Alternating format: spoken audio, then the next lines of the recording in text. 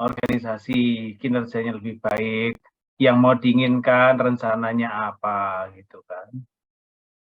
Informasi simpang siur, kalau tanya nggak ada solusi. Mesti ku sampaikan ke Badrik ini. Ya, jadi ini terima kasih loh buat masukan-masukan ini gitu. Ya, jadi saya perlu ini, saudara bisa berlatih, kami bisa dapat masukan gitu kan. Ya, jadi lumayan lah. Jadi statusnya kami juga dapat. Ya, oke. Slow respon, ya kan. Oke, terima kasih. Karyawan jangan individualis, itu menarik sekali. Ya, jawabanmu itu sangat membantu kami. Sangat membantu kami. Ya, ya, oke, thank you. Ya, good lah, good lah. Pertemuan besok itu tinggal 1 chapter, sama saya mau bicara kisi-kisi ya, saudara. Ya, kisi-kisi itu penting karena bahan kita itu banyak ya, saudara. Jadi nanti kalau saudara membaca semuanya mungkin nggak akan, kalau orang Jawa bilang nggak keconggah, nggak akan bisa semuanya. Karena materinya terlalu banyak. Ya, karena materinya terlalu banyak. Jadi ya nanti harus saya pilih yang kira-kira mau buat soal ujian itu yang mana. Dan besok adalah sesi untuk bab terakhir sama untuk kisi-kisinya. Ya, harapannya saudara bisa mempersiapkan dengan lebih baik karena ujiannya hari apa? Rabu ya. Betul tak?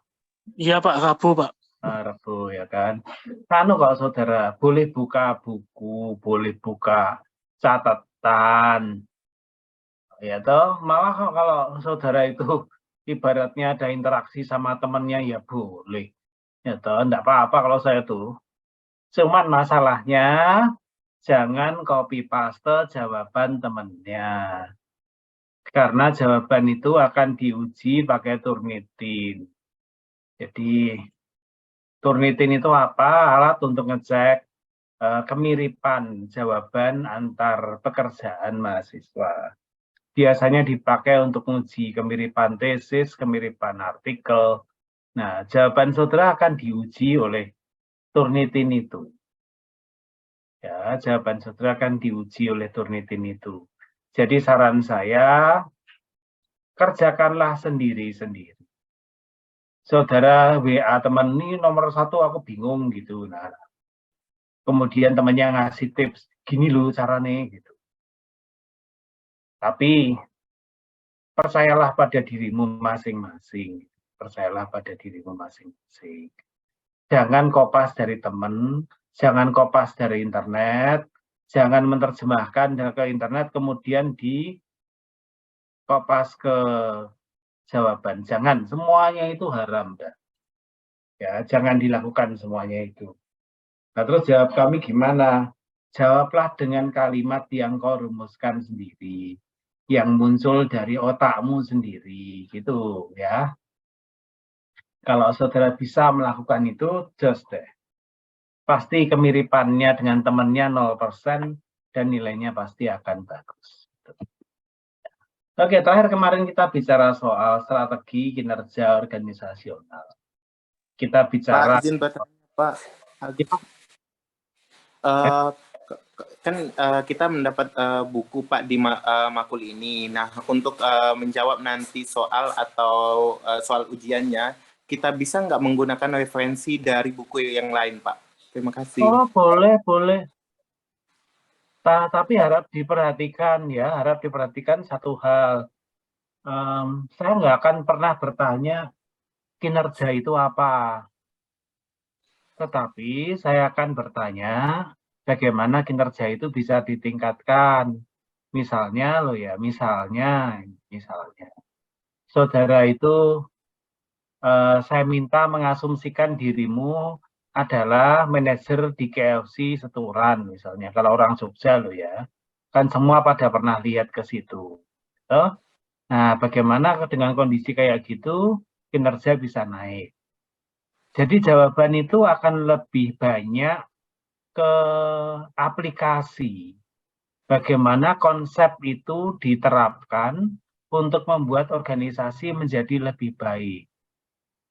Bukan jelaskan apa yang dimaksud dengan individual performance strategy, bukan. Saya nggak akan tanya yang kayak begitu. Maksud saya Pak, jadi jawaban kita misal yang tadi yang contoh yang Bapak jelaskan, terus kita dukung dengan pendapat para ahli dari buku yang lain begitu Pak. Boleh, tidak didukung pun nggak apa-apa, didukung boleh. Baik Pak, terima kasih Pak. Terima kasih. Ini ya misalnya contoh, nah, kasih contoh aja di yang dulu banyak poinnya. Nah ini ya misalnya ini, toh. Misalnya ada di sini business model innovation. Saya nggak akan tanya, jelaskan deskripsi dan tujuan dari business model innovation. Saya nggak akan tanya begitu. Tetapi saya akan bertanya, misalnya saudara ketua STIE, bagaimana saudara bisa menjalankan business model innovation ini? Gitu. Artinya apa, saudara? Justru di situ kan kamu nggak ada kesempatan, tidak ada waktu untuk melihat buku yang lain. Tetapi yang ada adalah bagaimana otakmu itu sudah bisa mencerna materi yang dulu pernah diberikan untuk memecahkan kasus itu. Saudara manajer pabrik mebel, bagaimana saudara bisa membuat yang namanya proses yang namanya knowledge management misalnya gitu. Artinya jawaban itu akan lebih banyak muncul dari kreativitas saudara. Ya, didukung boleh, nggak apa-apa. Tetapi dukungan-dukungan kayak itu mungkin lebih butuh di tesis nanti. Kalau di ujian saya mungkin lebih banyak ke bagaimana itu diterapkan, bagaimana kalian as managers, kalian bisa menggunakan itu. Ya. Kalian misalnya manajer penjualan Toyota Astra, bagaimana menggunakan smart working, bagaimana smart working itu diterapkan. Nah, kalian lihat konsepnya ini, kalian tujuannya ini, terus kalian berkreasilah sebebasnya bagaimana smart working itu bisa diterapkan. Nah, kira-kira begitu. Didukung dari yang lain silahkan kalau bisa ketemu. Ya, kalau nggak ketemu pun nggak apa-apa. Di sini tuh banyak saudara buku strategi untuk mengembangkan orang tuh banyak sekali di buku ini. Kita tidak sempat untuk bahas semuanya ya. Kita tidak sempat untuk bahas semuanya. Kita hanya sampai dia paling di bagian tertentu ya. Mungkin nanti akan dijelaskan oleh Pak Mis nanti sisanya nanti. Ya, saya hanya berhenti di engagement. Ya, artinya apa? Nah, disitulah nanti kalau saudara as managers, saudara itu bisa membaca, mencerna, belajar mandiri, ditambahi dari bacaan yang lain, sehingga bisa diterapkan dalam kehidupan kalian dalam dunia usaha atau dunia bisnis. Nah, hari ini kita akan bicara dua. Yang pertama adalah individual performance strategy, yang kedua digital strategy. Ya, ini daripada saya saingan sama masjid, saya break dulu 2 menit. Kenceng ya biasanya masjidnya.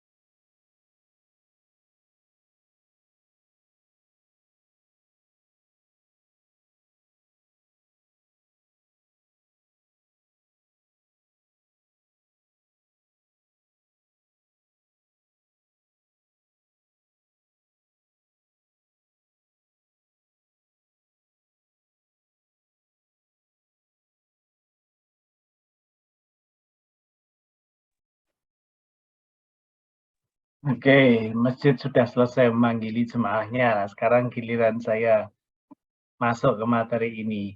Strategi untuk meningkatkan kinerja individu. Ya, strategi untuk meningkatkan kinerja individu. Jadi kinerja organisasi kemarin kita udah bahas bahwa kinerja organisasi akan tercapai kalau setiap individu bekerja dengan. Nah, hari ini kita fokus ke bagaimana individu-individu itu bekerja dengan baik. Nah, pertanyaan pertama yang mesti dijawab, kinerja itu sebetulnya apa sih? Kinerja itu sebetulnya apa? Banyak orang berkata kinerja itu ya output. Ya, kinerja itu output.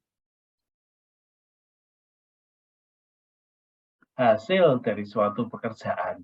Misalnya kalau saya menilai kinerja dosen, ya kinerja dosen bisa dilihat dari pengajaran. Misalnya pengajaran itu nilai.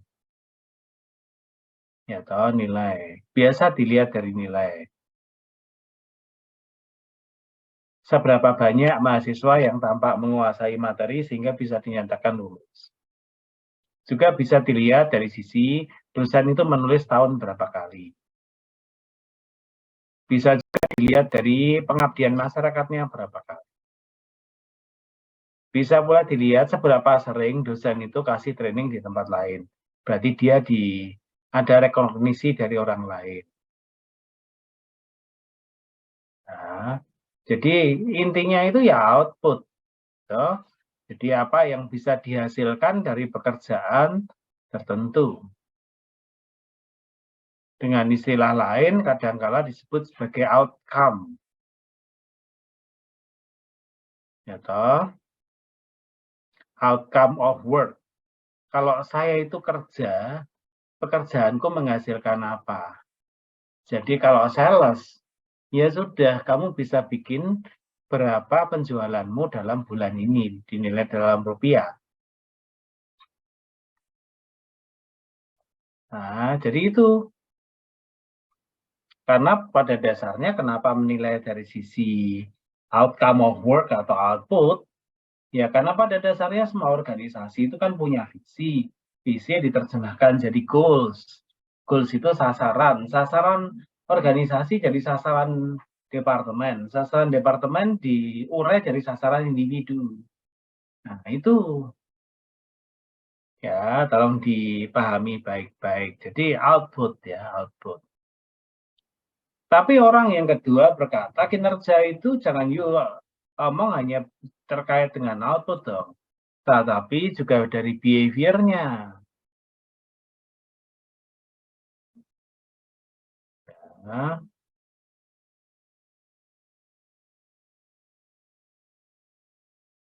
jadi kalau kinerja itu behavior maksudnya apa?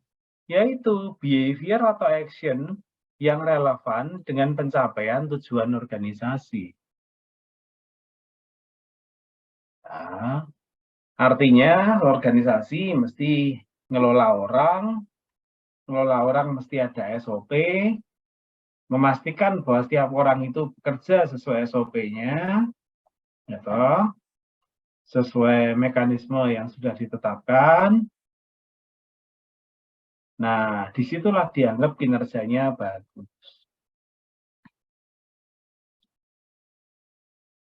Jadi, kalau dosen ngasih nilai A semua,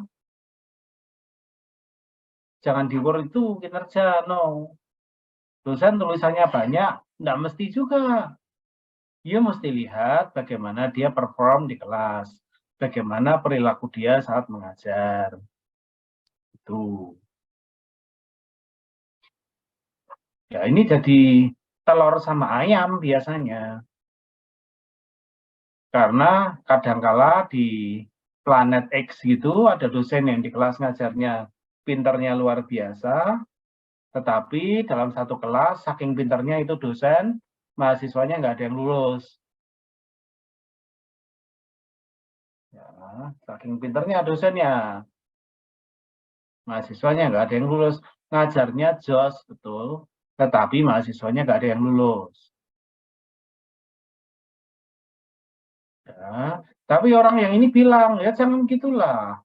Itu ada dosen tertentu, tulisannya banyak, ngajarnya nggak karuan, ya ada.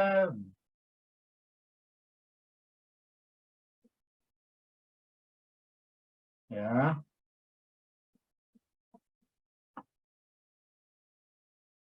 jadi memang itu intinya ya memang kompleks ya saudara. Jadi jangan dinilai output saja,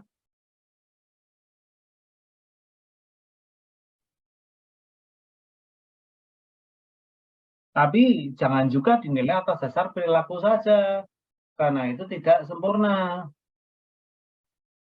Kalau saya bilang kinerja dosen itu ya atas dasar beberapa tulisan yang dia bikin, ada berapa tulisannya. Teman-temanku bisa pada marah. Jangan sembarangan Pak Wisnu. Itu ada temannya Pak Wisnu yang tulisannya banyak, tapi kalau ngajar nggak bener loh. Kayak gitu. Tapi kalau saya anggap sebagai proses saja, ya beberapa orang marah. Ngajarnya bagus, tapi nggak pernah nulis. SDI kan butuh tulisan dosen juga, toh, Pak. Itulah. Itu artinya memang kalau kita bicara kinerja itu, ngomongnya nggak pernah mudah. Ya, jadi kalau kalian kelola organisasi, kemudian kalian bicara soal yang namanya performance, it will never be easy. Nah, tidak akan pernah jadi mudah. Kenapa? Karena performance pada dasarnya menurut argumen yang ketiga, dan saya lebih suka yang ini, itu adalah kombinasi dari outcome dan behavior. Saya lebih percaya pendekatan yang ketiga ini. Saya secara pribadi lebih percaya sama pendekatan yang ketiga ini.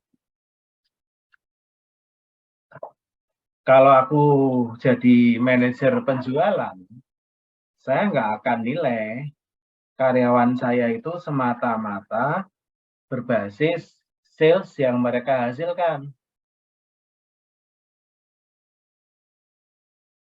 Sales itu penting, tapi itu bukan yang satu-satunya. Seorang sales yang penjualannya sangat tinggi, bagus bagi saya. Tapi bagi saya itu bukan segala-galanya. Proses bagaimana dia mencari penjualan itu penting. Proses bagaimana dia mencari penjualan itu juga penting. Bukan hanya penjualannya. Kalau dia dapat penjualan tinggi dengan menjatuhkan teman-temannya, tentunya saya tidak bahagia.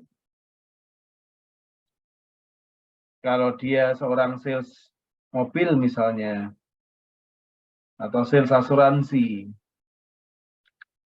penjualannya tinggi, tapi dengan melakukan hal-hal yang nggak pantas, tentunya saya juga tidak bahagia juga dengan semacam itu.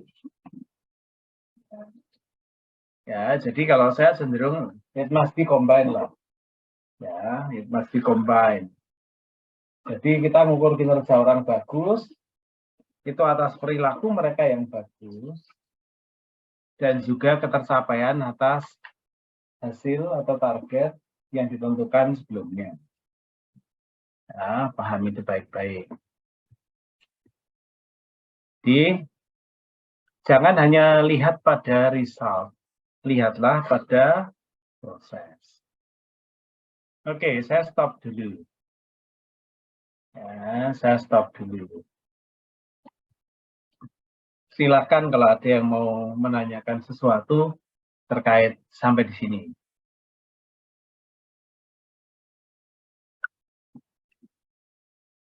Saudara boleh loh berbeda sama saya, ya toh. Pak, saya lebih senang yang ini, Pak. Ya enggak apa-apa. Itu kan value saudara. Kalau saya kan izin bertanya Pak. Boleh. Tadi kan contohnya adalah untuk sales, di mana kalau menurut Bapak itu penilaian bukan hanya dari outcome. Nah, untuk penilaiannya bisa melalui proses dia atau usaha mereka melakukan penjualan. Nah, untuk mengetahui tolak ukur dari ininya gimana Pak untuk dari proses atau usaha mereka dalam melakukan penjualan begitu Pak. Ya. Terima kasih. Oke, thank you. Jadi yang pasti semua perusahaan itu pasti punya SOP. Ya, Standard Operation Procedure. Jadi kalau kita mau menilai orang berbasis perilakunya, ya apakah perilakunya sesuai SOP atau tidak. Saudara bisa perpanjang pertanyaan dengan, Pak, bukannya sales, itu kan mainly outcome toh Pak. Kenapa kalau sales dilihat dari sisi prosesnya, nanti semua orang ngaku berkinerja baik, tapi perusahaan tidak mencapai apa-apa. Perusahaan tidak mencapai apa-apa. Semua orang kerja sesuai SOP, kinerjanya bagus semua, tapi salesnya jeblok. Lantas apa gunanya Pak? Gitu.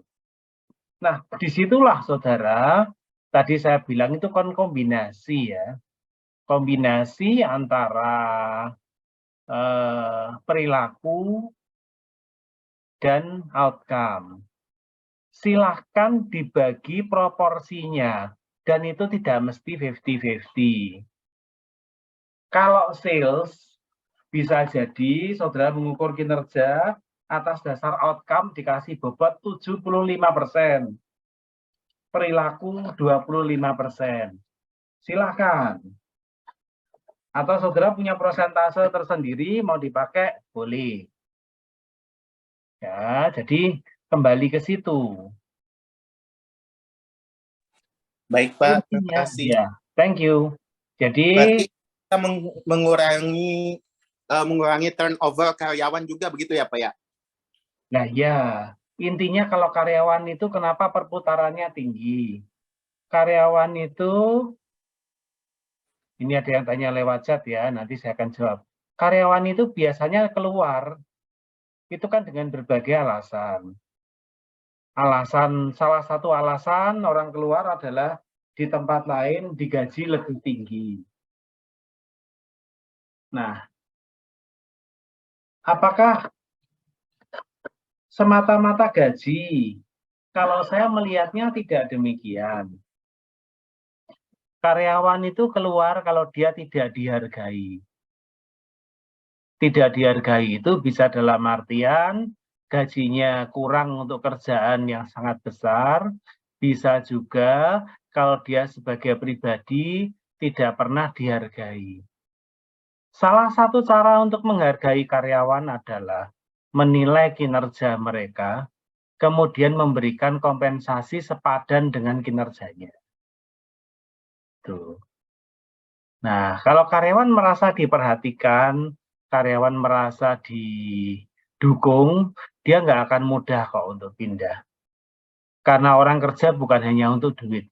Kenyamanan di tempat kerja itu lebih dominan daripada duit, seringkali begitu. Di tempat lain digaji sangat tinggi, tetapi tidak dihargai sebagai individu, membuat orang tidak betah. Orang dapat gaji biasa, tapi bosnya bagus, bisa membuat orang malas pindah. Aku digaji kedua kali lipat loh di sana. Ya, tapi kan tempatnya belum tentu senyaman ini. Di sini aku sudah kayak di rumah nih, gitu. Ya, jadi hargailah orang. Caranya menghargai, ya, gitu. Ya. Caranya menghargai itu, nilailah, hargailah. Itu penting sekali. Proporsinya dibeda-bedakan, ya. Mungkin ada pekerjaan tertentu kayak sales itu yang outcome-nya proporsinya lebih besar. Ada pekerjaan tertentu, misalnya apa itu security, yang penting SOP-nya. Kalau SOP dijalankan, walaupun pernah kemalingan sekali dua kali, yaitu di luar kontrolnya security itu.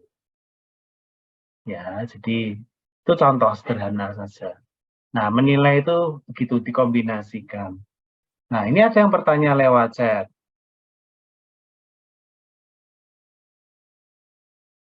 Bagaimana menghadapi atasan yang lebih menyukai outcome atau seberapa banyak closing atau deal yang kita dapat? Karena pastinya untuk menghadapi tipe atasan seperti itu tidak ada dalam SOP sebagai seorang marketer. Terima kasih. Ya, saudara, kenapa ada seorang supervisor, misalnya anggap aja itu supervisor yang menekan karyawan hanya untuk, kalau anggap aja contoh mobil ya, SPK. Dia nggak lihat pada proses. Ya, dia nggak lihat pada proses, yang dilihat cuma SPK saja. SPK itu saya nggak tahu kepanjangannya apa, tapi prinsipnya kalau sales itu dapat SPK itu happy-nya luar biasa. Artinya ada order yang masuk. Kok bisa ada seorang atasan yang hanya ngejar itu? Bukankah proses itu juga penting? Ya, semua itu ekor-ekornya berakar pada satu hal yang disebut dengan budaya organisasi. Semua itu berakar dari sana. Bahasa kerennya orang bilang corporate culture. Ya kan? Semua itu bermula dari sana. Budaya organisasi di tempat itu menekankan pada apa? Itu yang akan membuat perilaku orang di tempat itu terbentuk menjadi seperti itu. Kalau budaya di tempat itu sangat materialistik, artinya mainly on sales, artinya semata-mata hanya diukur berbasis penjualan. Kalau misalnya ambil contoh spare showroom mobil loh ya, dan orang itu dikejar untuk begitu, dan bahkan kadang orang dipersaingkan, sehingga kadangkala orang itu menjatuhkan temannya yang lain dalam proses untuk mencapai target itu karena budaya organisasi di tempat itu memang mengarah ke situ. Tetapi kalau budaya organisasi itu dibentuk menjadi budaya yang lebih kekeluargaan, bagaimana orang itu bisa saling mendukung, sehingga asumsinya adalah kinerja menjual mobil itu tidak mungkin hanya kinerja satu orang, itu kinerja tim. Nah, itu urusannya jadi berbeda. Kenapa menjual mobil bukan kinerja perseorangan, bisa dianggap kinerja tim? Orang masuk ke showroom mobil, dia akan ketemu pertama kali pasti oleh security sebelum ketemu salesnya. Kalau security itu tidak tersenyum, tidak membantu, tidak mengarahkan ke dalam, orang sudah sebal. Niat pengen beli mobil, security-nya jutek. Mood-nya rusak, niat beli jadi hilang. Ya toh, orang itu kadang juga ke toko mobil, tidak hanya datang sekali, datang milih. Kadang beberapa orang itu datang lebih dari sekali. Sekali ketemu Mbak Ana, itu setelah ketemu satpam ketemu Mbak Ana. Masih bingung, mikir-mikir. Ya pulang dulu, kemudian datang lagi ketemu Mas Budi. Kalau budayanya itu saling mempersaingkan, Mas Budi akan ambil kesempatan itu untuk close the deal. Apa yang kemarin dimulai oleh Mbak Ana, dia bypass. Tapi kalau budayanya adalah budaya yang menghargai kebersamaan, teamwork, Mas Budi nggak akan begitu. Mas Budi akan tanya, oh Pak, oh selamat datang, sudah pernah ke sini belum Pak? Oh sudah, ketemu siapa kemarin? Oh Mbak Ana. Wah Mbak Ananya lagi nggak ada ya Pak, ini kebetulan lagi izin. Bisa saya bantu Pak? Gitu. Nanti begitu deal, itu bukan dinilai kinerjanya Budi, gitu, tetapi dinilai sebagai kinerja tim. Semua dapat proporsi.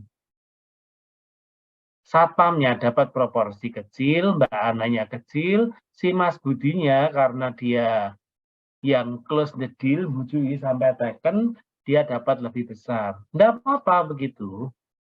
Tetapi jangan dibuat orang tuh saling persaingkan. Nah, kalau levelnya saudara masuk di perusahaan, sudah jadi kayak gitu gimana? Ya sudah, kalau kamu cocok, kamu bisa jalani ya kerjalah di situ. Kalau kamu nggak betah ya keluarlah. Kalau saya ngomong kan apa adanya. Ya, kalau saudara cocok, jalani. Saudara nggak cocok ya keluarlah. Kenapa dipaksa kerja di tempat yang tidak bagus gitu. Kalau saya to the point begitu. Karena untuk kamu yang level karyawan, budaya kayak begitu kan di luar kontrolmu kan. Ya, di luar kontrol saudara. Saudara tidak berwenang dan tidak bisa membuat perusahaan itu punya budaya seperti yang kau mau. Kampus STIE YKPN itu terkenal dengan dosen-dosennya yang amat sangat menekankan nilai ke keluarga. Kita biasa bercanda, kita biasa saling ejek, kita biasa saling goda, tetapi disitulah kekeluarganya itu kelihatan. Itu kekuatan kampus STIE YKPN. Kinerja dosennya rata-rata biasa lah, ya, yang menonjol ya tidak terlalu banyak. Yang menonjol tidak terlalu banyak, tapi ada. Tapi ada kampus tertentu di Surabaya yang beda banget bumi langit sama STIE. Kenapa saya sebut bumi dan langit? Ya karena di kampus Surabaya itu rata-rata dosennya punya kinerja yang luar biasa, bagus. Tulisannya banyak. Suatu saat teman saya dari kampus itu main ke STIE YKPN dan dia sangat heran pada satu hal. Pak, aku tanya. Saya tanya kenapa? Kenapa kok dosen di tempatmu bisa akrab begitu ya? Ya tentunya hal itu memunculkan pertanyaan dari saya ke dia. Nah emangnya di tempatmu gimana? Di tempat kami keseharian ya begitu. Dia jawab, di tempat saya Pak, dosen itu kinerjanya tinggi. Kami dipacu berkinerja. Bisa dikatakan kami tidak punya waktu bersosialisasi. Jadi kalau dosen ketemu dosen yang lain, ya kami ucapkan ya selamat pagi, selamat siang, selamat malam. Hanya sebagai formalitas, Pak, karena kita sama-sama dosen. Tetapi kedekatan seperti yang ada di STIE itu saya nggak bisa ketemu di tempat saya. Very, very simple answer. Jawabannya sangat sederhana yang membuat saya bingung. Itu saudara, itu masalah budaya. Jadi kalau saudara masuk ke satu tempat yang memang kinerjanya memang diukur mainly semata-mata oleh itu, ya saudara tak bisa komplain ya. Ya memang itu, seneng nggak seneng jalani. Ya seneng nggak seneng jalani. Pak, boleh saya kasih tanggapan, Pak? Oke, silakan Bu Nunung.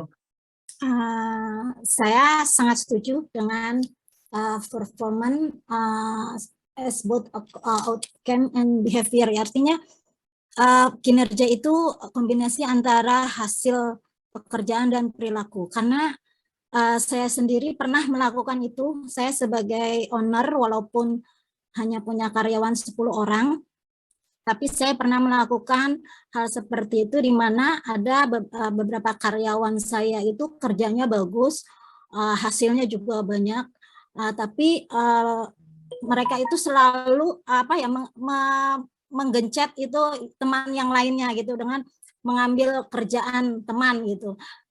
Di lain itu juga karyawan tersebut dikala saya itu menambah beberapa karyawan lagi atau menambah karyawan baru itu selalu tidak pernah betah atau kerasan di tempat kerja. Selalu mungkin 1 minggu keluar dan 1 minggu, dan ternyata pas saya cari tahu semua itu ya orang-orang tersebut gitu. Akhirnya saya merasa usaha saya tidak akan maju kalau saya selalu ketergantungan dengan karyawan tersebut, sehingga di kesempatan berikutnya ya karyawan tersebut tidak saya izinkan lagi untuk bergabung di tempat saya.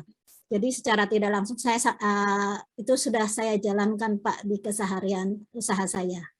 Terima kasih. Terima kasih Bu. Oke teman-teman, ada yang lain, persilakan ya.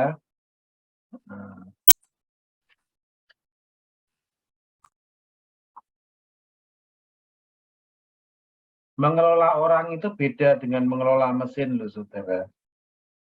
Mesin itu cuma butuh satu cara.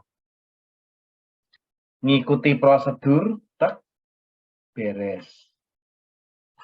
Manualnya diikuti, beres. Mengelola orang itu beda. Saya tidak bakal bikin SOP di STIE kalau ada karyawan yang sengaja tidak becus, bentaklah. Misalnya enggak. Kenapa? Karena karyawan itu unik. Manusia itu unik. Ada orang yang butuh dibentak biar sadar, ada orang yang dibentak malah semaput gitu. Artinya apa? Yang ingin saya sampaikan, kejelian untuk mengelola orang itu penting. Nah, ini ada chat lagi nih. Oke, sudah. Ya, tak teruskan lagi. Apa sih yang bikin kinerja orang bisa baik, bisa buruk? Yang pertama jelas orang itu sendiri. Ya, orang itu sendiri. Yang bisa bikin kinerja orang bagus atau jelek itu ya orang itu sendiri. Orang itu sendiri terkait apa? Ya banyak kalau terkait orang itu sendiri. Misalnya kemampuannya, knowledge-nya, ya pengetahuannya, orangnya, ya motivasinya, keterikatannya pada organisasi. Itu akan membuat orang kinerja baik atau enggak. Semua berasal dari orang. Apakah semua karena orang? Ya enggak. Pekerjaannya. Ya, kalau dari orang tadi udah nyangkut kemampuan, motivasi, niat, gitu. Keterikatan, kepribadian juga berpengaruh juga. Nah, itu kalau orang. Nah, yang kedua, kita bicara pekerjaannya. Kadang pekerjaan-pekerjaan tertentu itu tidak dikelola dengan baik, sehingga tidak membuat orang itu nikmat bekerja. Maksudnya apa ini? Orang itu kadang bekerja butuh kesempatan untuk dia bisa memiliki kebebasan dalam bekerja. Orang tidak senang diperlakukan sebagai robot. Tetapi pekerjaan itu didesain dengan tidak bijaksana oleh bosnya, memperlakukan orang kerja itu seperti robot. Orang nggak punya kebebasan, orang nggak punya otonomi, orang tidak bisa mengembangkan diri. Itu membuat kinerja semakin jelek. Ya, jadi kata kuncinya adalah pekerjaan itu harus dibuat supaya orang yang melakukan pekerjaan itu happy melakukan pekerjaan itu. Orang kapan happy melakukan pekerjaan? Ya kalau dia merasa dengan bekerja, dia bisa berkembang, dia punya kebebasan, dia punya ide, bisa dikeluarkan, begitu. Ya, kalau orang kerjaannya tidak ada tantangan, tidak punya kebebasan, tidak ada otonomi, nanti malas dia itu kerja itu. Orang tuh malas kerja. Ya, jadi pertama adalah sekali lagi orang itu kerja baik karena apa? Ya karena dia sendiri. Yang kedua karena pekerjaannya. Masih ada yang ketiga, malah ada 5 nih. Bosnya. Bosnya kayak apa?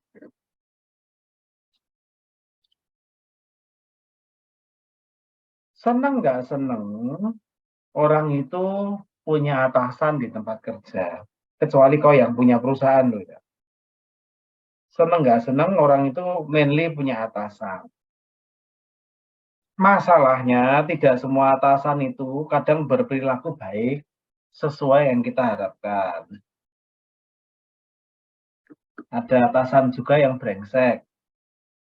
Ada atasan juga yang suka mencatut kinerja anak buahnya sebagai prestasinya dia.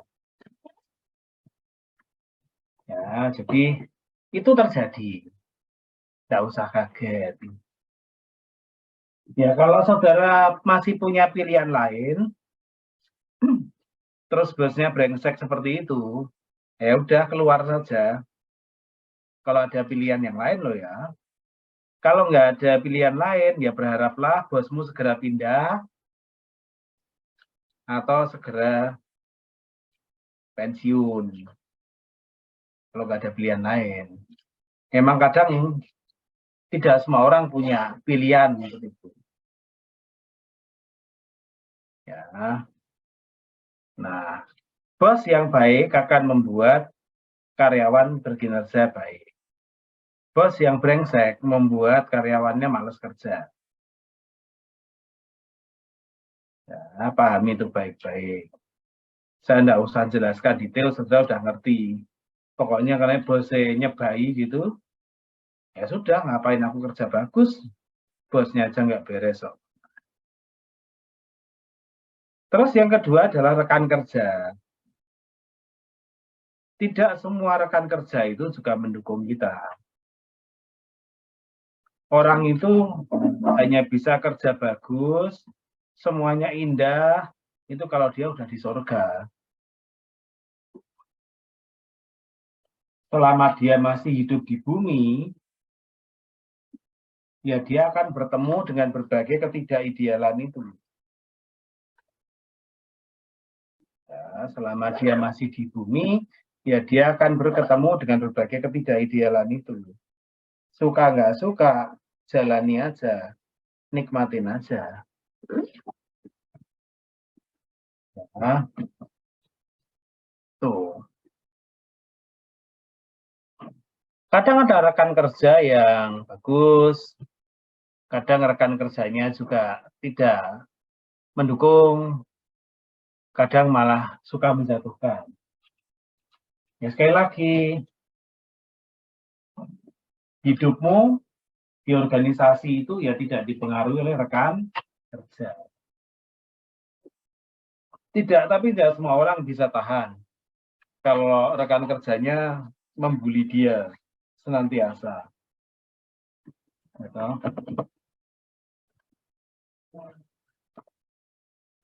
Sehingga kadang ada istilah namanya workplace ostracism, pengucilan di tempat kerja. Istilah itu kadang ada.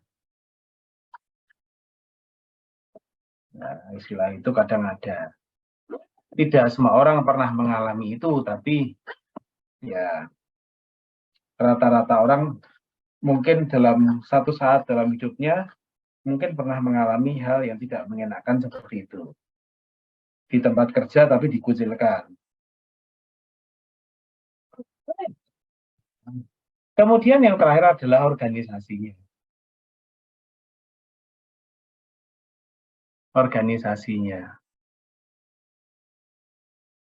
Ya tergantung ini organisasinya ini. Ini benar-benar rumit kalau sudah nyangkut organisasinya ini. Organisasi yang bisa bikin orang untuk bekerja baik, organisasi yang bisa merusak kinerja seseorang. Kalau organisasinya itu sekali lagi terkait dengan yang namanya budaya. Nah, itu ya saudara. Jadi kalau orang itu berkinerja jelek, jangan mbok salahke orangnya. Orang itu berkinerja jelek.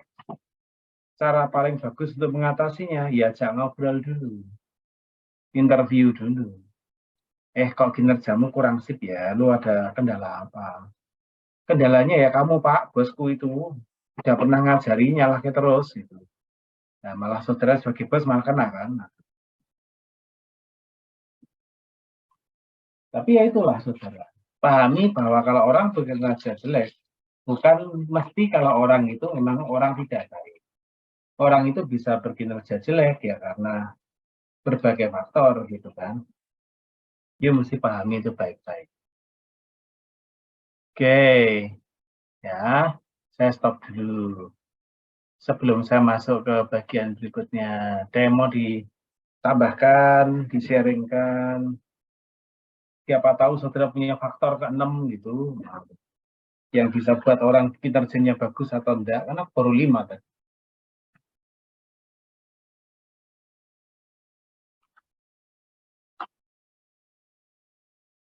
Kondisi sakit Pak, sakit kan balik ke faktor yang pertama tadi, orang itu sendiri.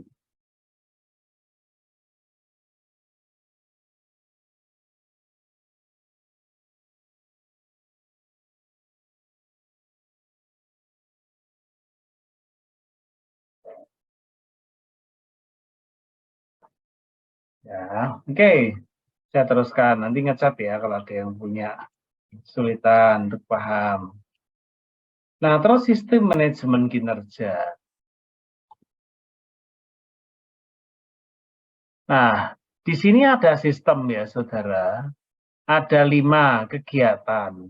Kegiatan ini seringkali disebut dengan bahasa yang lain, ya. Ini kan ini. Nah, dengan manajemen by objektif. Pada istilah lain, hal ini itu seringkali disebut dengan yang namanya manajemen by objektif. Jadi orang itu dikelola sesuai target kerja yang dibebankan untuk dirinya.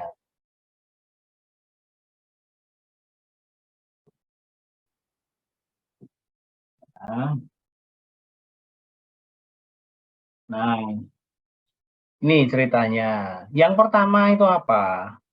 Yang pertama itu agreeing goals for individuals. Maksudnya apa?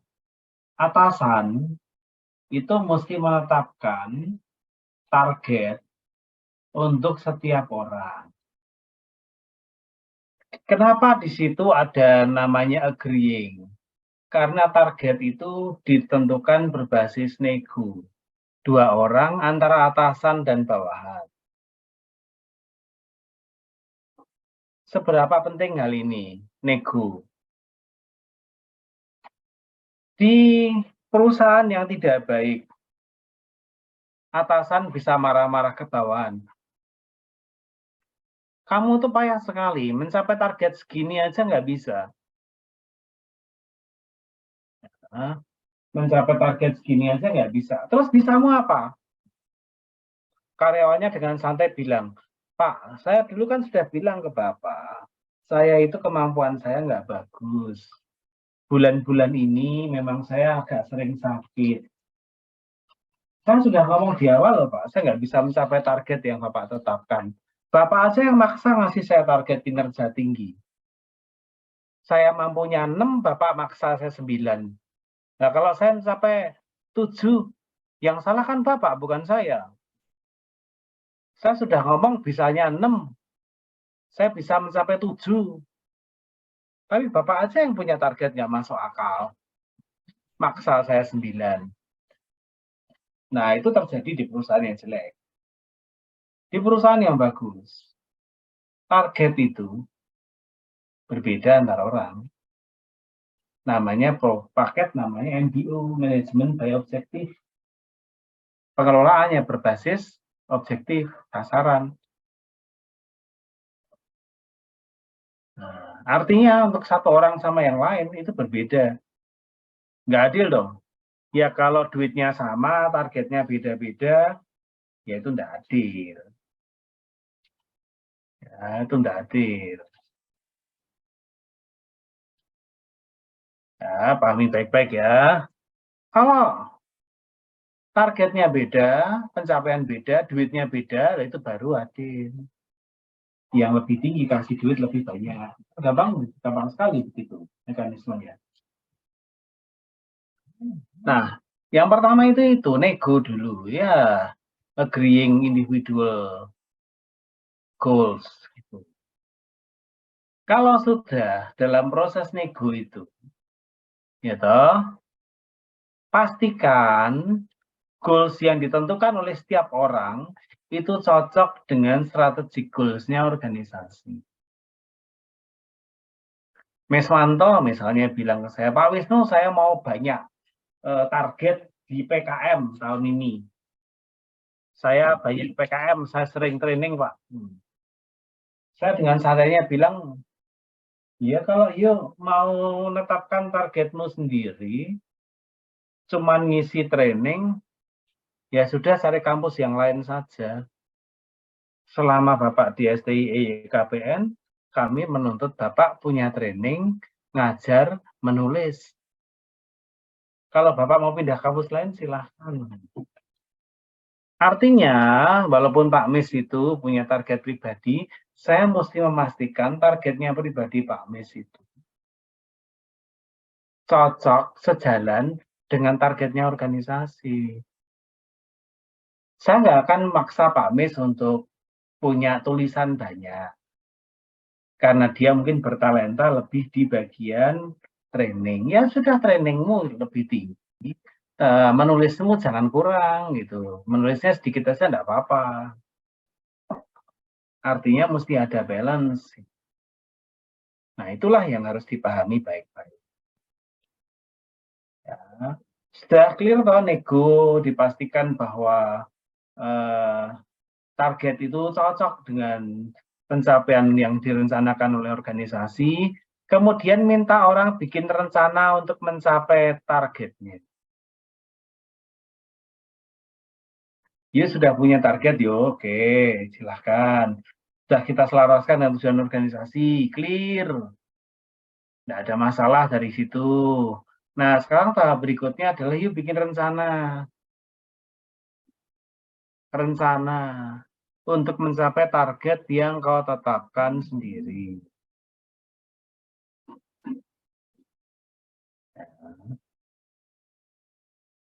Mencapai target yang sudah dia tetapkan sendiri. Dah, menentukan target sendiri, manajer cuma menyelaraskan dengan tujuan organisasi, kemudian orang minta bikin work plan-nya sendiri untuk mencapai target itu, kemudian reviewnya kan enak. Karena pada dasarnya apa yang dibuat tahap 1 tadi, nego target, selaraskan dengan organisasi, bikin rencana, itu kemudian diteken berdua antara karyawan dan atasan. Diteken tuh ditandatangani. Ya, teken tanda tangan. Ya, tanda tangani.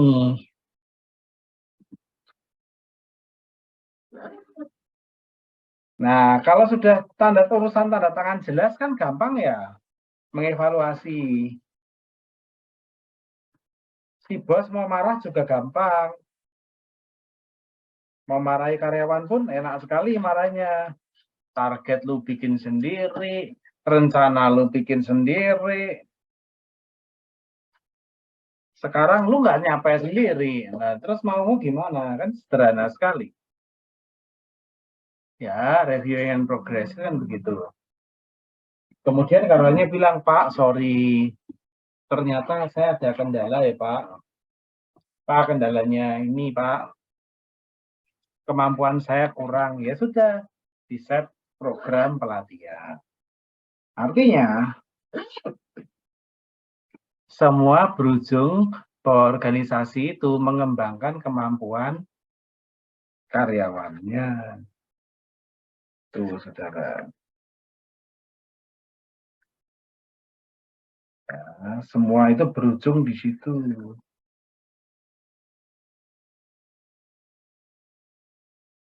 Ya, semoga saudara bisa pahami konsep ini baik-baik. Ya, jadi jangan ada upaya untuk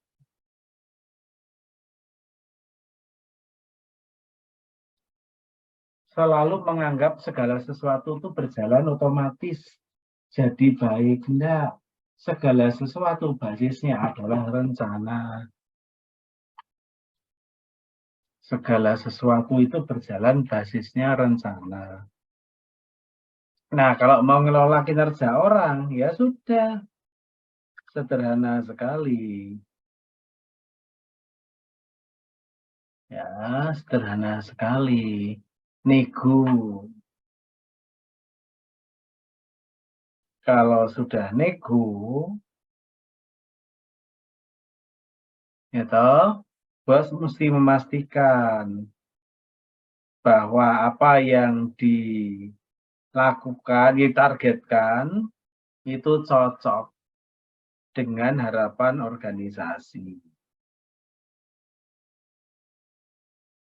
Ya, clear. Kalau sudah,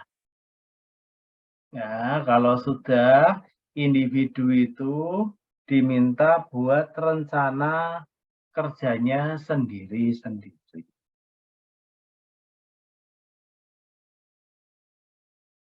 Ya, kalau sudah dipantau, proses mantaunya asik sekali. You nulis sendiri, you bikin rencana sendiri. Kenapa you tidak bisa mencapai itu sendiri? Gitu.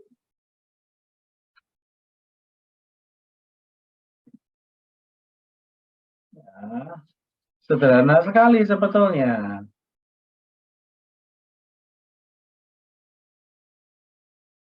Sederhana sekali.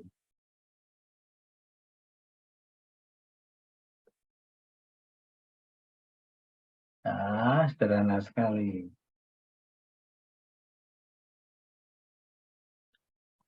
Ya, semoga bisa dipahami ya. Semoga bisa dipahami. Clear. Ya, nah itulah yang namanya manajemen by objektif alias MBO gitu. Itulah yang namanya MBO alias manajemen by objektif.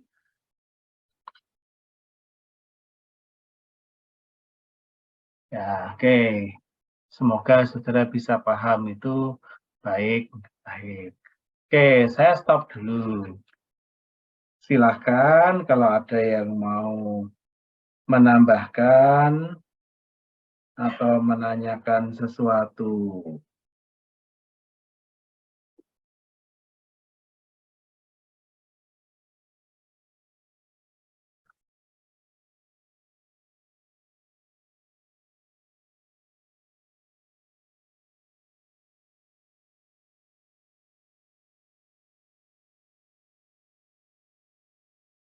Oke, lanjut ya. Lanjut. Nah,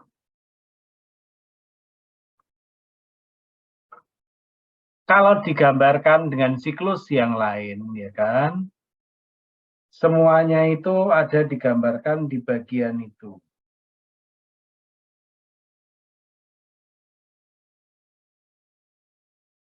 Ya, semuanya itu ada digambarkan di situ.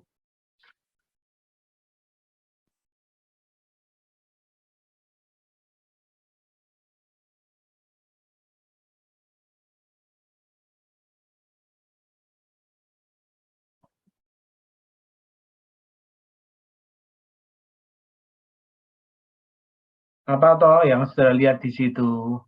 semua bermula dari tujuan organisasi. Ya, semua bermula dari tujuan organisasi.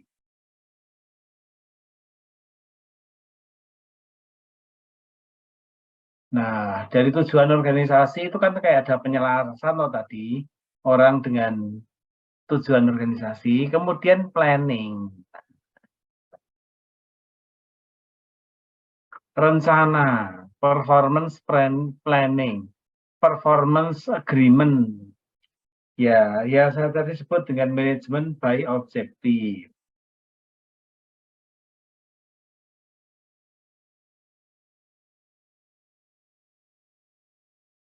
Nah, orang itu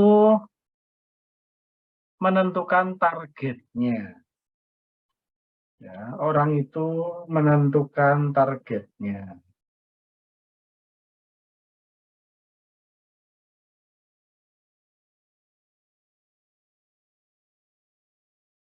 Tentunya target yang disetujui.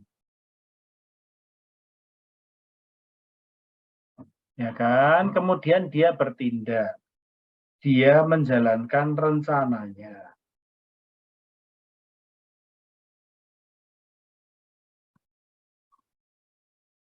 Ya toh, kemudian dimonitor. Monitor itu dipantau. Ya, dia dipantau.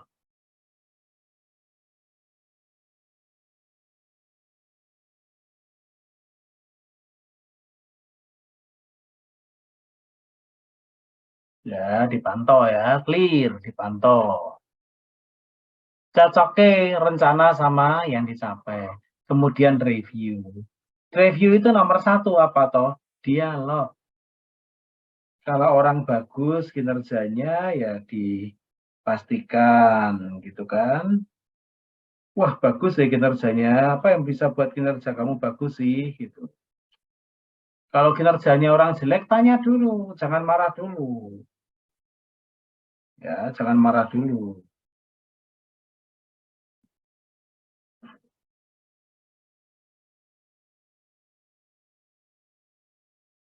Ya, pokoknya nggak boleh marah dulu.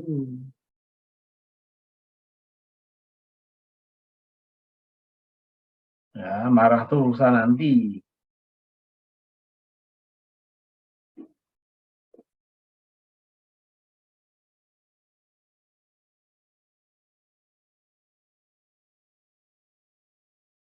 Ya, terus dialog dulu. Karena marah itu tidak menyelesaikan masalah. Ya, marah itu tidak menyelesaikan masalah.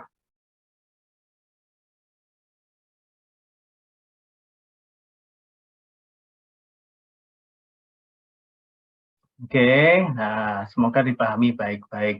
Nah, dari review ini untuk bikin plan baru. Review itu untuk bikin plan baru.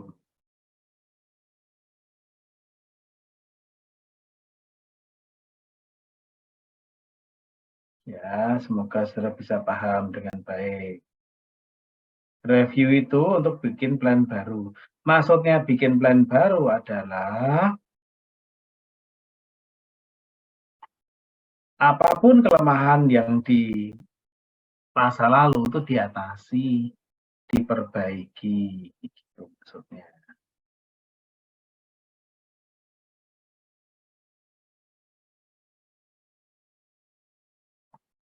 Ya, muter terus sampai selesai. Nah, ada nggak kelemahannya model itu, saudara? Ada nggak kelemahannya? Tampaknya model yang saya berikan itu sepertinya ideal. Sepertinya.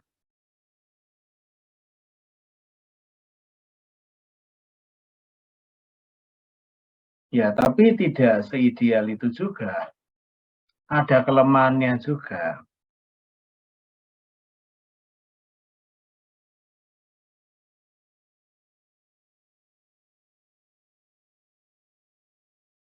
Ya, ada kelemahannya juga.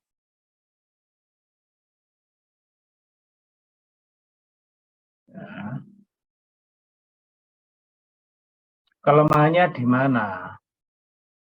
Itu disebut sebagai pendekatan yang sifatnya normatif.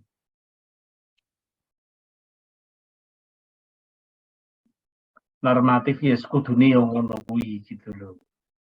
Ya, kudune gitu toh. Ya tapi daripada kita tidak punya model, ya sudah. Yang normatif pun kita telan saja. Ya, yang normatif pun kita telan saja.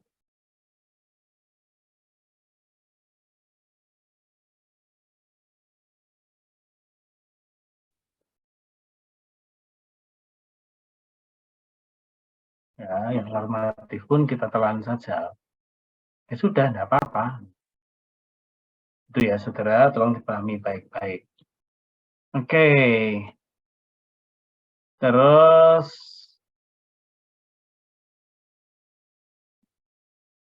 ini, ada statement sederhana ya dari orang tertentu nih.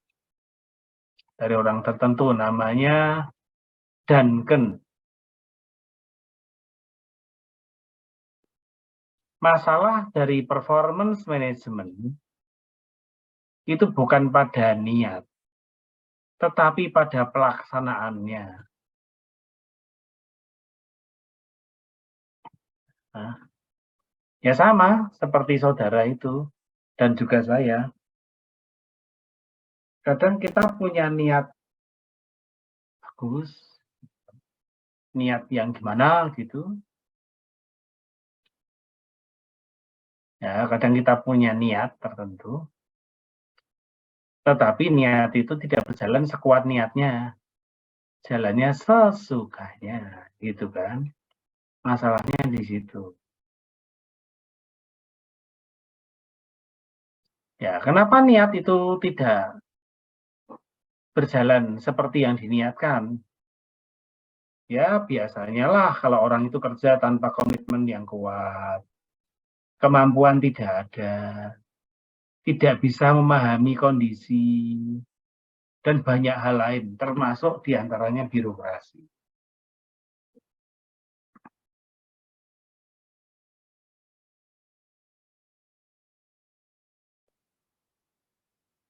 Ya, termasuk di dalamnya itu birokrasi. Jadi, saudara mesti pahami baik-baik. Itu kenyataannya begitu. Modelnya bagus, tapi ya nyarankan toh. Dan seringkali masalah dalam kondisi keseharian kan very simple. Ya toh, masalah dalam keseharian itu very simple. Tidak ada perencanaan. Kalaupun ada perencanaan, tidak dijalankan sesuai yang direncanakan gitu. Ya, harap saudara bisa pahami itu baik-baik.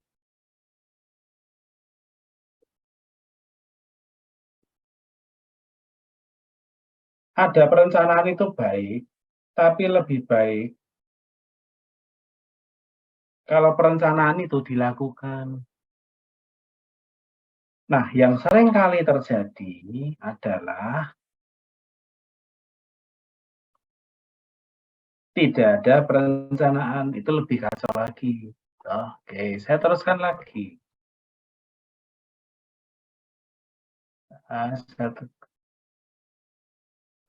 Ini, menurut Shield, menurut orang yang namanya Shield,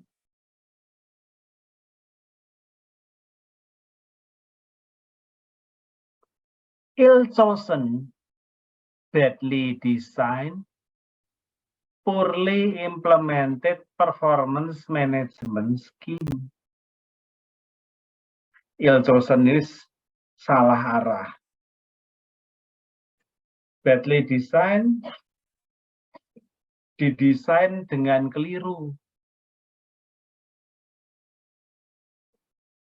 Poorly implemented, tidak terlaksana dengan baik.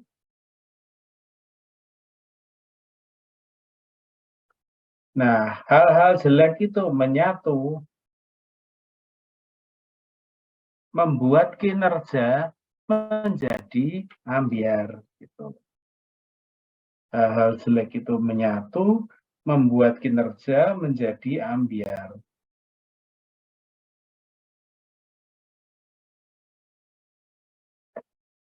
Ya, tolong bisa dipahami baik-baik. Bentar, saudara, sorry.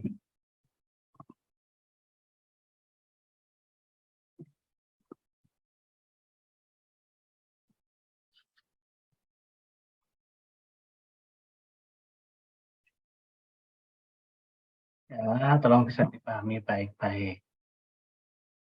Nah, jadi ngelola pekerjaan itu ya tidak mudah. Mengelola pekerjaan itu tidak mudah. Tetapi bukannya itu sesuatu yang tidak boleh tidak dijalankan.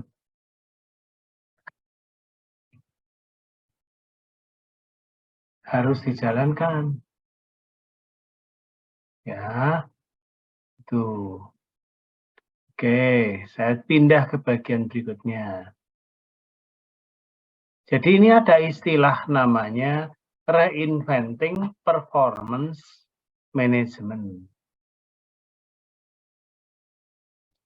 Ya, reinventing. Maksudnya apa? Ditemukan kembali. Lah, maksudnya apa pula ditemukan kembali? Reinvent. Jangan mengandalkan diri pada review tahunan. Biasanya orang itu kan kinerja dinilai setahun sekali dimanapun. Nah, kinerja orang itu rata-rata di banyak perusahaan yang namanya performance itu dinilai setahun sekali. Pesannya di buku ini, jangan begitu bikin orang stres. Itu bukan cara yang bijaksana. Terus apa yang bagus? Continuous coaching and development.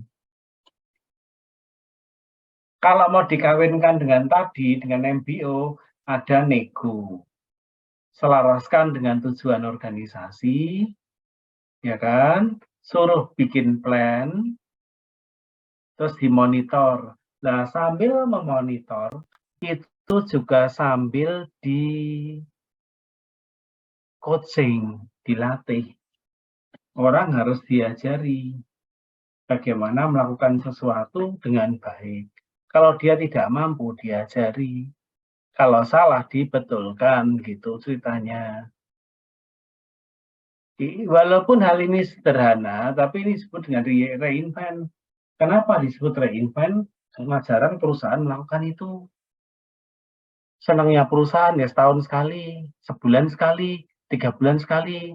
Targetmu ini nggak tercapai, kena sanksi gitu. Senangnya itu begitu. Ya, senangnya itu begitu.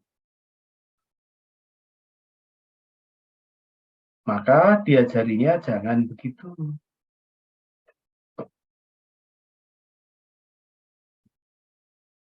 Ya, diajarinya jangan begitu. Oke, semoga saudara bisa pahami baik-baik. Materi untuk sesi 1 ini sudah selesai. Nah, silahkan kalau ada yang mau bertanya, menambahkan, menyampaikan sesuatu, dipersilahkan. Izin bertanya, Pak. Ya, silahkan sih. Untuk yang annual review tadi, jadi kan kadang ada ya di perusahaan itu membutuhkan review dari para karyawannya itu untuk kadang kenaikan gaji atau pemberian insentif atau reward gitu. Nah, menurut Pak Wisnu tadi kan lebih baik develop dan coaching karyawannya gitu. Tapi kan tetap perlu untuk review gitu, review bagaimana kinerja karyawan selama periode waktu tertentu gitu ya Pak. Nah, sebenarnya baiknya untuk review kayak gitu tuh periodenya berapa sih Pak? Apakah setahun 2 kali atau setahun sekali atau per triwulan atau gimana gitu? Ada. Oke, ya, thank you pertanyaannya. Jadi saya tidak mengatakan secara spesifik sekali bahwa review itu tidak perlu dilakukan. Yang salah adalah begitu orang itu sudah punya target, kemudian gelinding semaunya sendiri, bekerja semampunya sendiri, kemudian di titik akhir setiap akhir tahun misalnya, itu dinilai. Itu bikin orang stres. Penilaian tahunan, anggap saja tahunan dulu ya. Anggap saja tahunan dulu. Itu tetap perlu dilakukan, tapi dengan pendekatan yang berbeda. Maksudnya bagaimana pendekatan berbeda? Orang sudah punya target, orang sudah menentukan rencana, orang sudah melakukan. Nah, sepanjang dia melakukan pekerjaannya, itu terus melalui proses coaching. Jadi kalau ada kelemahan, segera dikasih tahu bagaimana bisa diperbaiki. Setiap ada kelemahan, dikasih tahu bagaimana diperbaiki. Tidak mampu ditrainingkan. Jadi feedback, umpan balik, itu berjalan sepanjang waktu. Idealnya begitu. Tetapi di banyak perusahaan jelek di planet sana, itu mereka nggak melakukan begitu. Coaching nggak ada, apapun nggak ada. Ngertinya karyawan punya target, kemudian dipantau setahun sekali tercapai atau tidak targetnya. Ngertinya mereka begitu. Itu yang tidak bagus. Jadi sekali lagi, penilaian tahunan itu penting. Tetapi jangan orang itu dilepas, gitu, setelah targetnya ada, kemudian dilepas, ibaratnya suruh kerja sendiri untuk mencapai target yang sudah ditetapkan, tanpa ada proses namanya coaching alias pendampingan. Coaching itu penting. Ya, jadi selama orang melakukan pekerjaannya harus selalu di backup, dilatih begitu. Nah, untuk menjawab pertanyaan saudara, mana bagusnya orang itu dinilai tahunan, mingguan, harian, bahkan mungkin lebih dari 1 tahunan? Semua itu tergantung dari apa yang disebut dengan time span of the job. Ada istilah namanya time span of the job. Maksudnya time span of the job itu time span itu tulisannya. Time span of the job. Maksudnya time span of the job itu prinsipnya begini. Saat aku mulai melakukan pekerjaan dan pekerjaanku itu membuahkan hasil, itu butuh waktu berapa lama? Kalau saudara itu penjual mobil, sales mobil, saat saudara melakukan tindakan sampai hasil, itu mungkin dalam 3 bulan udah kelihatan. Tapi kalau saudara manajer marketing, saudara hari ini iklan dengan berbagai cara, mungkin dampak dari iklanmu itu baru bisa dilihat secara baik setahun ke depan. Artinya, waktu untuk menilai pekerjaan itu bisa berbeda untuk setiap pekerjaan tergantung namanya time span of the job. Pekerjaan mulai dijalankan sampai menampakkan hasil itu berapa lama. Saya jadi ketua STIE, dinilai setahun sekali, ya kinerjaku bubar. Setahun menata ulang. Dampak penataan ulang, budaya ulang, kebiasaan baru, belum kelihatan setahun ini. Jika dinilai setahun, bubar aku gitu loh.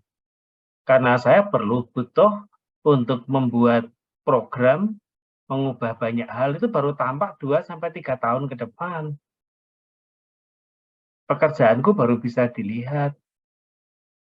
Jadi, ya itulah yang terjadi. Tetapi seorang buruh pabrik rokok, tugasnya ngelintingi rokok, Harian pun bisa. Hari ini ngelinteng berapa batang, dibayar harian, boleh. Gitu. Tapi pekerjaan yang lain bisa jadi berbeda. Kenapa orang suka menilai kinerja tahunan? Biar gampang.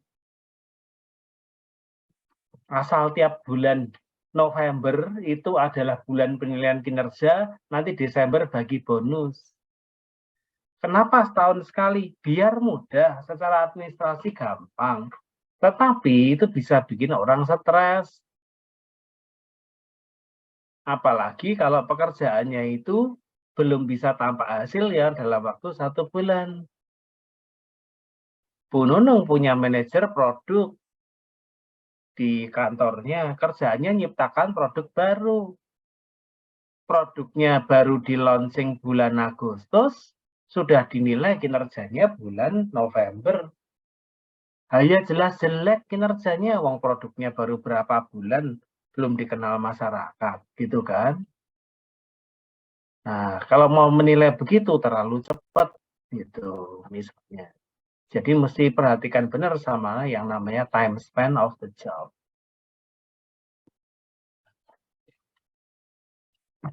Oke, yang lain silahkan.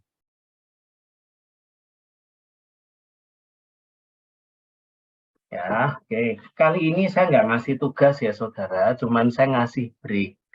Ya, saya juga butuh break sejenak. Kita break 10 menit ya. Kita break 10 menit. Ini sekarang jam 8. Nanti jam 8 lebih 10 saya akan mulai lagi. Ya, kita break aja 10 menit. Tidak ada tugas hari ini. Ya, nggak cocok ya materinya. Ini saudara sangat paham sekali. Oke, kita break 10 minutes break ya. 8 lebih 10 nanti kita mulai lagi. Saya pamit dulu.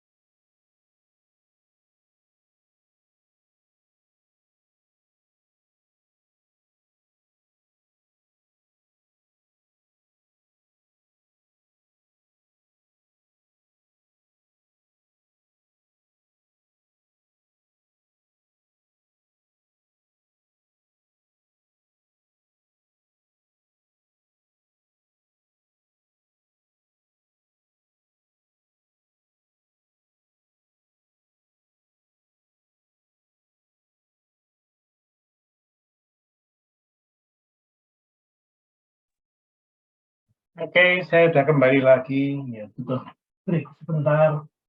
Ambil minum. Ya, oke. Adakah yang mau ditanyakan terkait yang tadi? Silakan.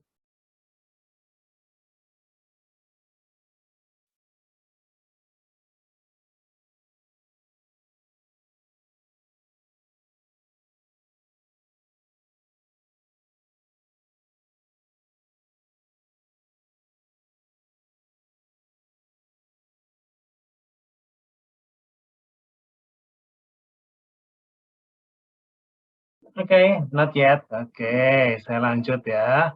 Saya lanjut. Share screen. Materi yang kedua ini lebih pendek. Materi yang kedua ini lebih pendek. Nah, kita kuliah hari ini tidak lama ya. Paling ini saya cuma butuh 15 menit saja untuk introduce materi ini karena habis ini tugasku sederhana. Nyiapkan kisi-kisi untuk besok. Banyak ya saudara. Banyak betul. Tapi ujian besok hanya 5 nomor yang wajib dikerjakan. Walaupun saya kasih 10 nomor atau lebih. Saudara boleh milih manapun, kemudian nanti kalau ngerjakan soal, jangan sekali-sekali pinjem temennya. Jangan sekali-sekali pinjem temennya ya.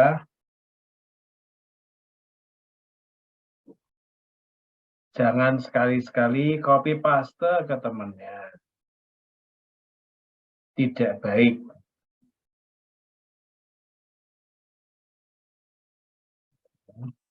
Karena pasti ketahuan gitu kan. Pasti ketahuan.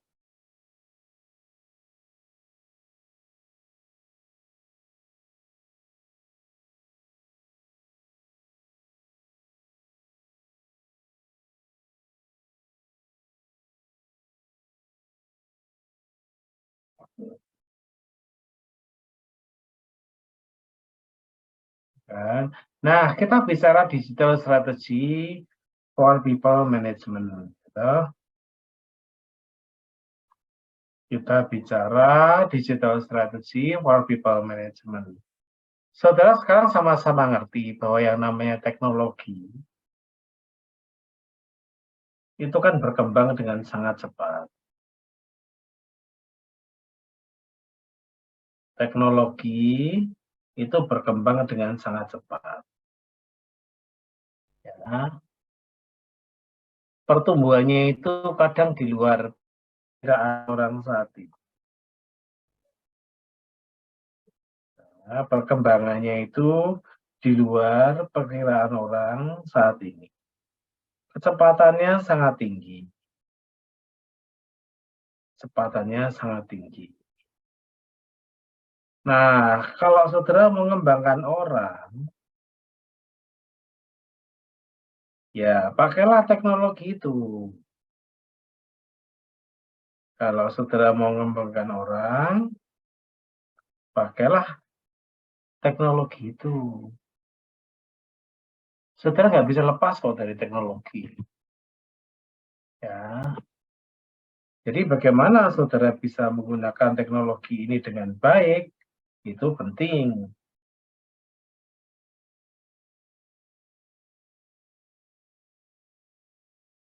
Ya, bagaimana saudara bisa menggunakan teknologi itu sangat penting.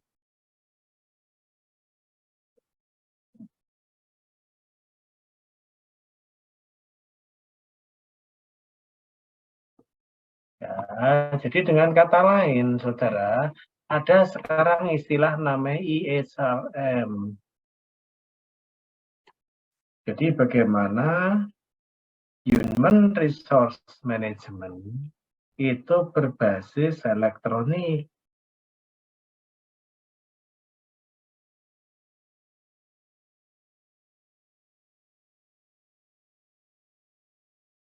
Ya, bagaimana Human Resource Management itu berbasis elektronik.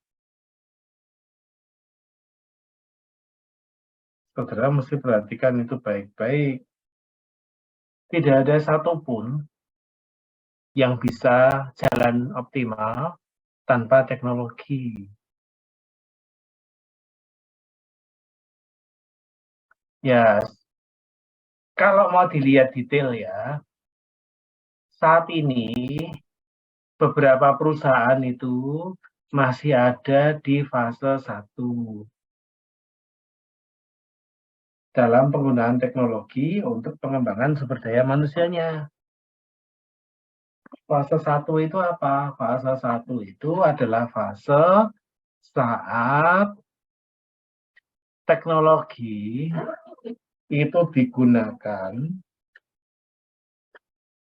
untuk meningkatkan efisiensi administrasi, untuk presensi karyawan, ngitung gaji, macam-macam.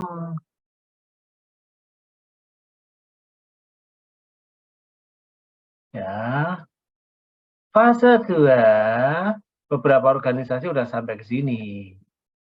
Bagaimana teknologi bisa menginovasi program HR.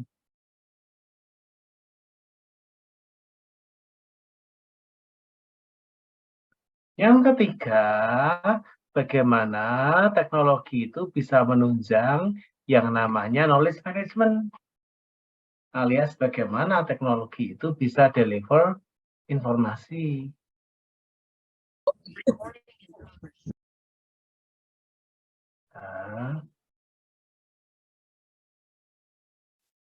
Nah, untuk teknologi yang baru saat ini, teknologi yang baru berkembang, ya itu sudah sangat bagus sekali.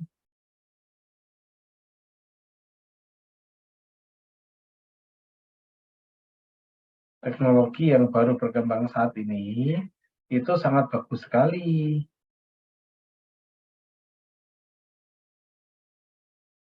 Bagusnya di mana? Bagusnya adalah teknologi itu bisa membentuk koneksi sosial dan emosional.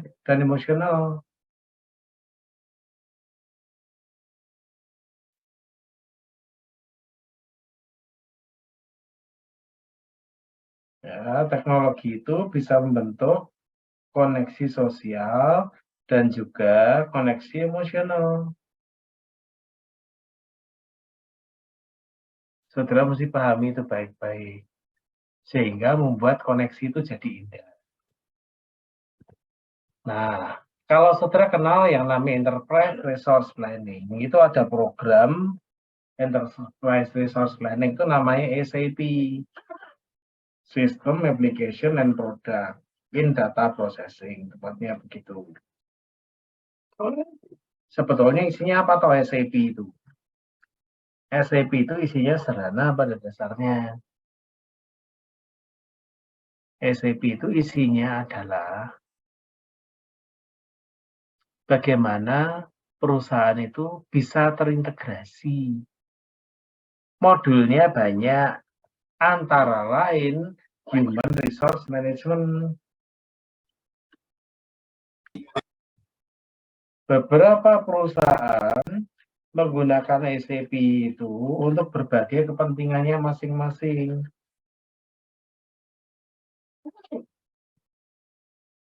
Ya, semua untuk kepentingannya masing-masing. Tergantung kebutuhannya, antara lain adalah SAP untuk kepentingan human resources. Semoga saudara bisa pahami baik-baik. Oke ya, lah saya jalan. Untuk apa sih? Misalnya Bank Mandiri. Untuk rotasi karyawan itu butuh software. Nah, itu SAP yang bekerja. Ya, oke. Nah, terus sistemnya apa saja sih komponennya? Komponennya banyak, saudara. Saudara nanti bisa baca sendiri. Bahwa untuk mengelola manusia, ada sistem namanya SRIS, Human Resource Information System. Itu yang saya kasih contoh SAP tadi, yaitu contoh untuk ini. Bagaimana bisa mengadministrasi sistem HR, prosedur HR, mutasi, itu diatur di yang namanya SAP. Atau cloud computing, kalau data itu tidak disimpan di hard disk, tapi data itu disimpan entah di mana, cloud. Atau sosial media, itu sangat bermanfaat juga untuk pengelolaan SDM. Atau kadang menggunakan chatbot, chatbot. Ya, jadi bisa identifikasi ini karyawan yang ulang tahun siapa nih. Kemudian selamat ulang tahun, kami senang saudara bekerja di sini, tetap semangat ya. Merasa orang itu dikirimi oleh bosnya atau apa, tapi sebetulnya ngirimi robot gitu kan. Ya, jadi itulah smartphone, bagaimana teknologi itu digunakan, sudah sama-sama ngerti. AI, gitu. Artificial intelligence, bagaimana menggunakan kecerdasan buatan untuk training macam-macam. Gitu. Itu kadang pilot itu kalau latihan kan pakai simulator. Itu kan AI. Di set cuaca kayak begini, pilotnya bagaimana, di set cuaca begini, pilotnya bagaimana, itu kan AI. Ya. Dan banyak lagi, saudara. Banyak lagi. Terlalu banyak untuk bisa dijelaskan satu demi. Intinya cuma satu pada dasarnya. Intinya itu cuma satu. Saudara itu punya teknologi. Manfaatkanlah. Jangan teknologi itu tidak berguna. Nah, jangan teknologi itu sampai tidak berguna. Saudara punya teknologi, manfaatkanlah. Teknologinya apa saja? Nah, itu sudah tidak terbayang lagi. Terlalu banyak untuk bisa disebutkan satu demi satu. Ya, terlalu banyak untuk bisa disebutkan satu demi satu.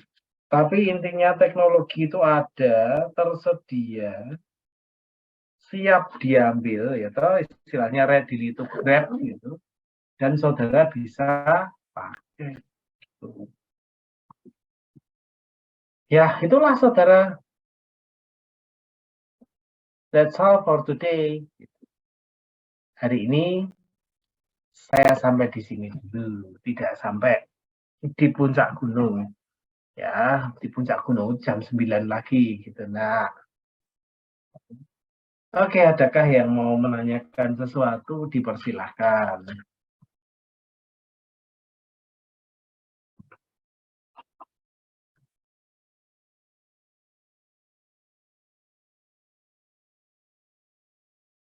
Kita masih ketemu besok ya, kita ketemu besok 5:30.